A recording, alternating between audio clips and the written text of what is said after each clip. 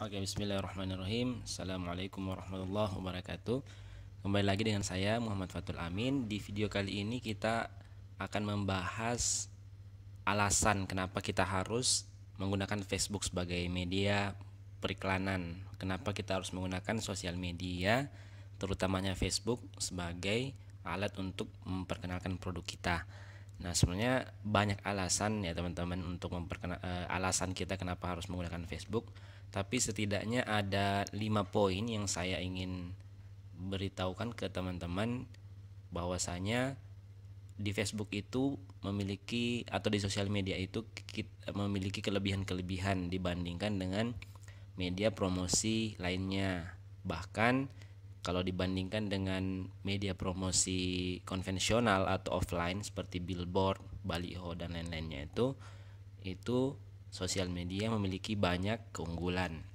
Nah, di sini saya sudah merangkum ada 5 poin yang menjadi alasan kenapa kita harus menggunakan sosial media. Yang pertama adalah karena perkembangan zaman atau tren.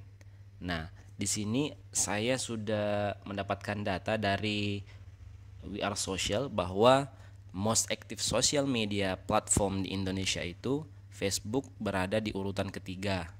Yang pertama ada YouTube dengan presentasi 88% dari penduduk Indonesia, sedangkan yang kedua ada WhatsApp di 83% dan Facebook berada di urutan 81 urutan ketiga dengan presentasi 81%. Nah, ini adalah salah satu alasan kenapa kita seharusnya atau sebaiknya menggunakan sosial media ini, Facebook dan Instagram, sebagai alat kita mempromosikan produk kita. Nah, kalau misalnya penduduk Indonesia ada 250 juta orang, ada 81% dari jumlah itu yang menggunakan Facebook dan Instagram.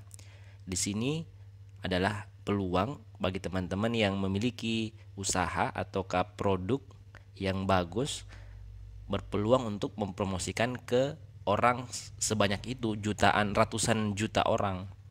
Makanya itu adalah salah satu alasan kenapa kita harus beriklan atau menggunakan Facebook sebagai media promosi kita.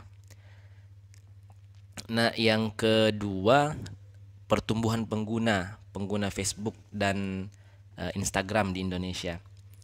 Penggunanya itu setiap tahun meningkat, teman-teman.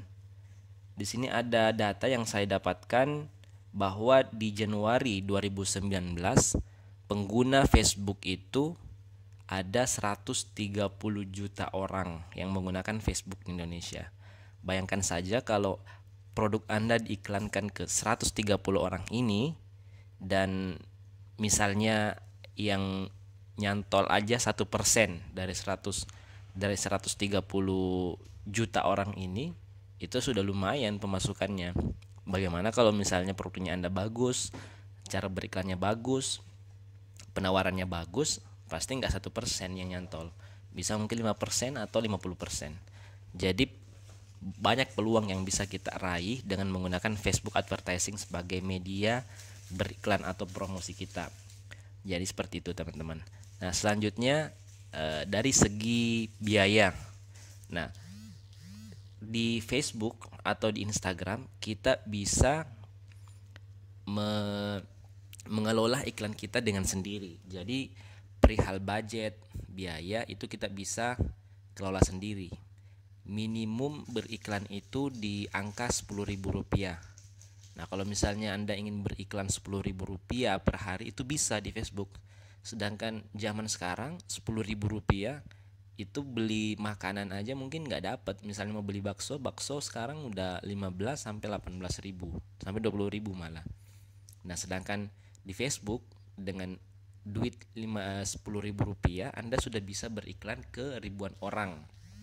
Apalagi kalau misalnya Anda ingin menjangkau banyak orang.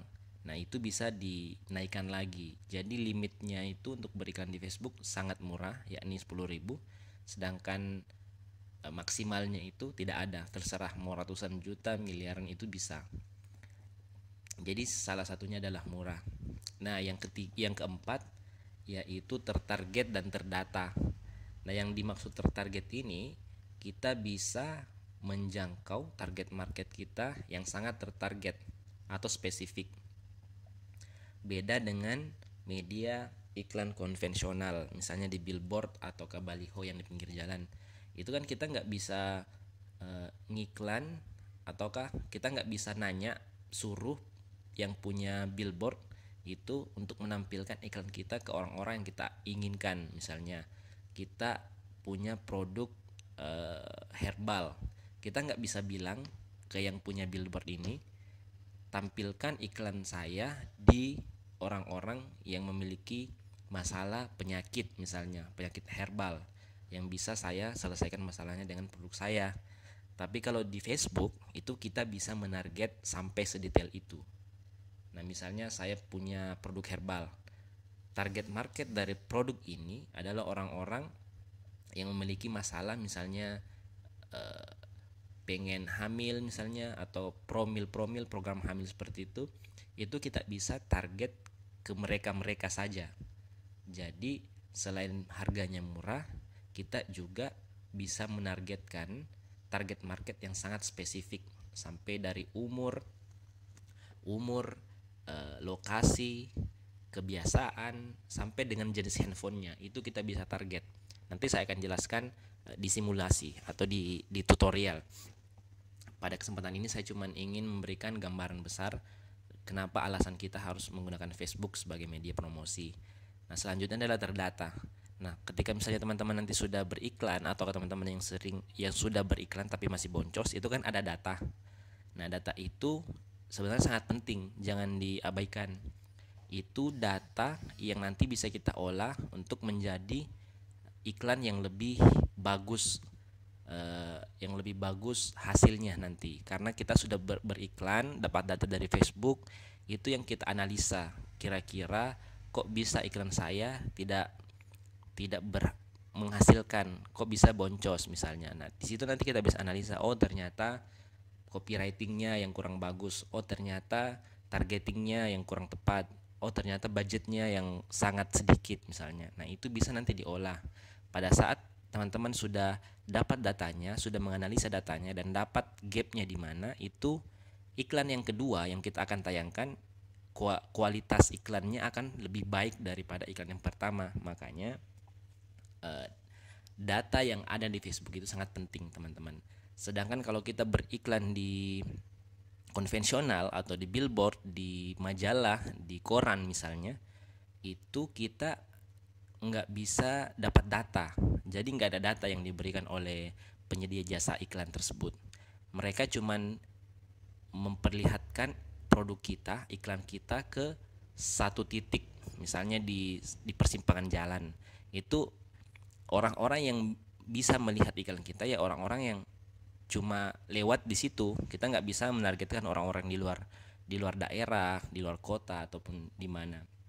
Sedangkan datanya itu kita nggak bisa analisa karena memang dia tidak ada perhitungan orang, misalnya berapa orang yang lihat, siapa saja, umurnya berapa saja, pekerjaannya apa saja, itu nggak ada data kalau konvensional.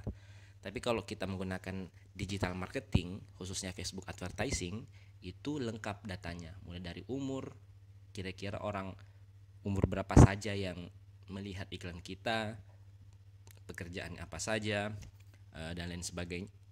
Nah, yang terakhir, kalau kita menggunakan Facebook advertising itu nggak ada istilah libur ataupun tutup.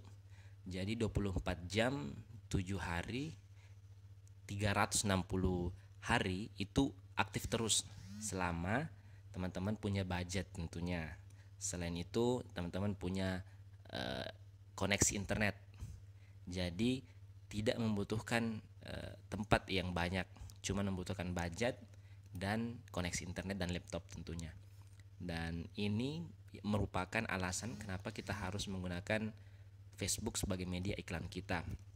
Nah, mungkin untuk video kali ini saya cuma memaparkan alasan-alasan kenapa kita harus menggunakan Facebook Ads, supaya teman-teman lebih semangat belajarnya, supaya teman-teman ada motivasi. Oh, ternyata Facebook itu seperti ini, ada gambaran lah setidaknya. Nah, nanti kita akan lanjut di video kedua. Semoga ada gambaran yang bisa didapat dari video kali ini. Terima kasih.